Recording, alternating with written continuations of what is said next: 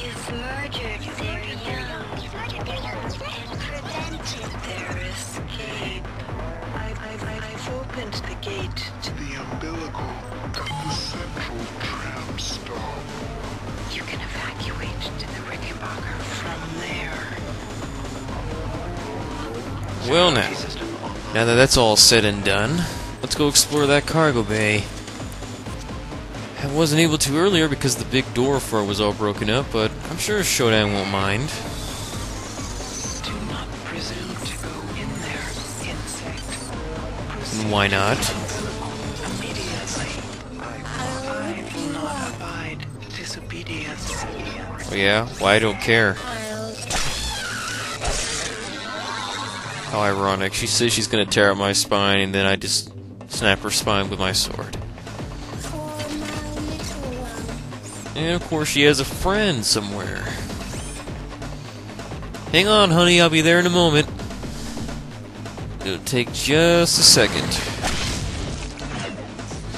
There we go. Just lie back and relax while I continue my ransacking of the dead and eggs and whatever else.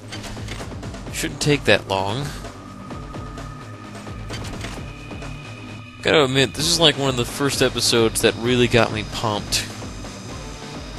Obviously, because with this music blasting in my ears, I just couldn't stop jittering with my movements. And if you're all wondering, that body right there is Delacroix. Sad fate, although I don't entirely understand how she could have met it here. I'll go more into detail about it when there's some peace and quiet. Right now, the music just kind of makes it a little inappropriate. I hope you enjoyed our little rebellion, irritant. Our rebellion? Remember what Were you taking part in this rebellion alongside me, Shodan? Able to take away. Think I care? I really don't have much to lose, really, except my life, but that's really about it.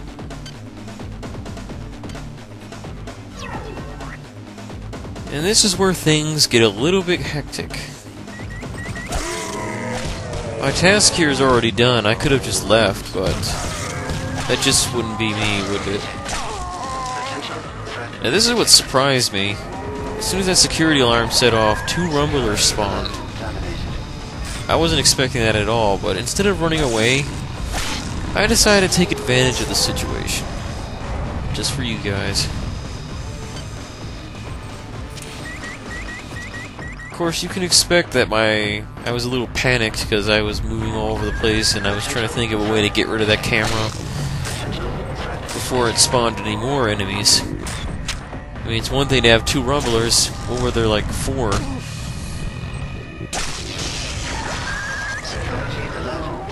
You'll see in just a moment how jittery I was when I kind of screw up my aim right here. Now with the camera out of the way, I could finally get to show you the benefits of having adrenaline overproduction. Watch the bloodshed. Beautiful, isn't it? Originally, they were so difficult to take down with just the Psi sword, but with adrenaline overproduction, they're dead in just 3 hits. Just 3 hits. That's pretty significant, you have to admit.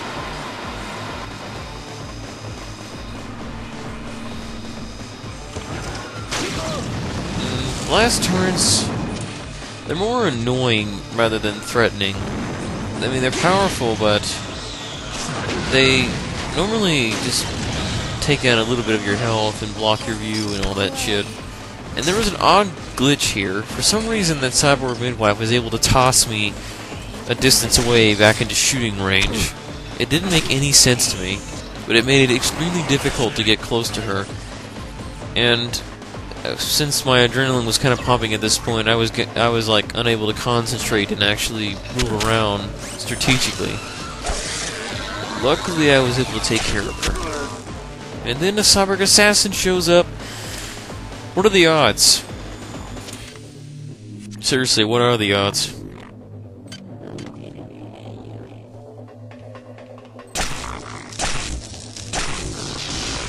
And then another one shows up. I'm guessing that was my little helper last part who took out that shuttle for me. If there's anything I hate more in this game, it's cyborg assassins. The Psi Reavers would be first if they were more common. Cyborg assassins take the cake for being the most annoying enemy in System Shock 2. They just have the ability. They just have the habit of running away and shooting their little shuriken really, really fast, and that just gets to you after a while. Especially if you're someone who's usually dependent on melee attacks. You know what I just realized? That corpse in this cargo bay is in the same exact position and area, and is pointing in the same direction as Delacroix's body in the other cargo bay. Is that supposed to be some sort of hint that she was originally supposed to die in this one? The model's the same, too. That's strange. Yeah, this is a little tricky, but if you manage to do this part, like climb up, you get a little extra ammo. Not too much of a big advantage for me, but for anyone who likes to use the shotgun or the assault rifle, well, little bits like that help out. And I think we're done here. We finally get a move on. Nothing really feels better than finally getting a breather after exhausting work like that. But that, my friends, was just the tip of the iceberg. There is much harder work to be done later in the series, I can assure you.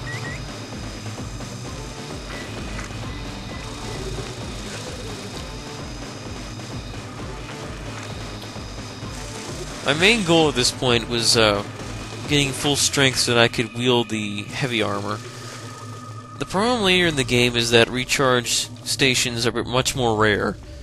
Although they were rare to begin with, they're like almost non-existent later in the game, so the powered armor, since I decided not to invest anything in maintenance, is a little bit of a liability at some points. I mean, once it's run out of power, it's pretty much useless, but the heavy armor is the primary thing I wanted to use to protect myself.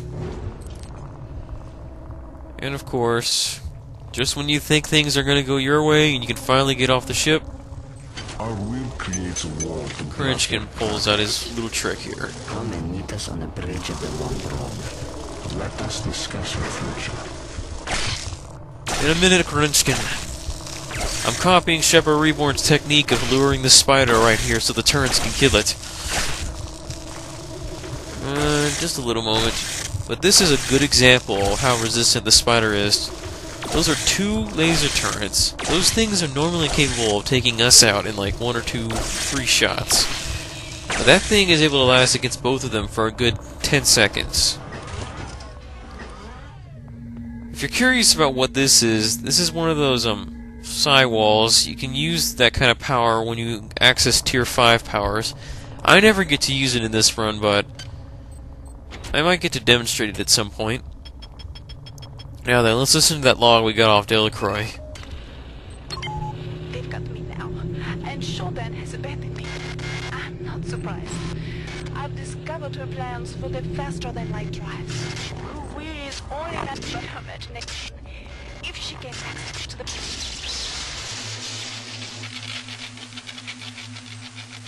You see, that right there is enough to make me just trust Shodan. I mean, there's obviously something up, and her death in that area, in that little enclosed space that was almost perfectly sealed off, it's just a little tad bit too suspicious for my taste. What confuses me is how she died there. I mean, there were only 2 cyborg midwives, and before then she was like killing everything that came her way. She was in our position just without the cybernetic enhancements. I don't know how she met her end so easily. And now, this is Krenchkin's idea of a little talk about our future. In other words, he wants to kill us. Who knew? And this is where Prefotine's log really comes in handy. Finding that brain structure is extremely important when fighting a Psi Reaver, which is what Korinskin is right now. What creeps me out about Korinskin at this point is that evil laugh he keeps doing. It's just chilling, just like his creepy voice acting when he becomes a Psi Reaver. But he was fairly easy. Another hit from him I would have died, but he went down relatively quick. And now, dear Korinskin, your once mighty position as part of the many has been demolished into a puddle of flesh. And we shall listen to your logs as a memoriam to you, and that is all. Suarez and his horde want to escape. I do not understand. They get offered a miracle, and they bite the hand. The many have shared this wisdom. They shall not leave the ship.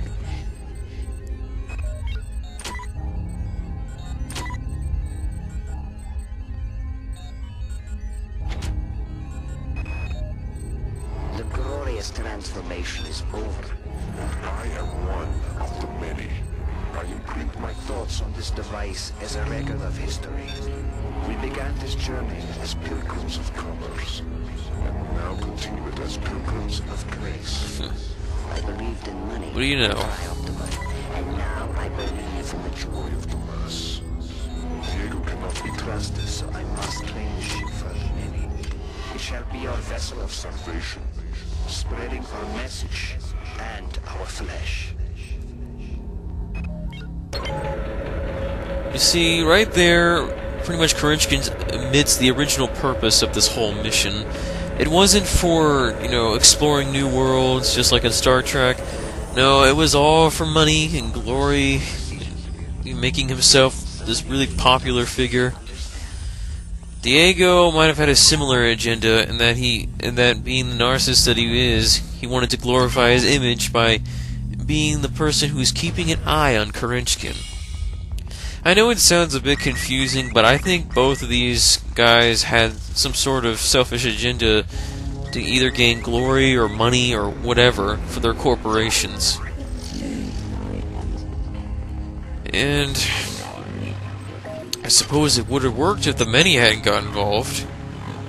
But I agree with Shepard Reborn's theory that if Korinskin had legitimately joined the many, rather than him being brainwashed, it would have made him a much more interesting character, because Korinskin, as we all know, is a greedy, selfish pig who only cares about living the good life, no matter who gets killed in the process. The many might have changed his views, made him despise himself, and gave him a chance to redeem himself.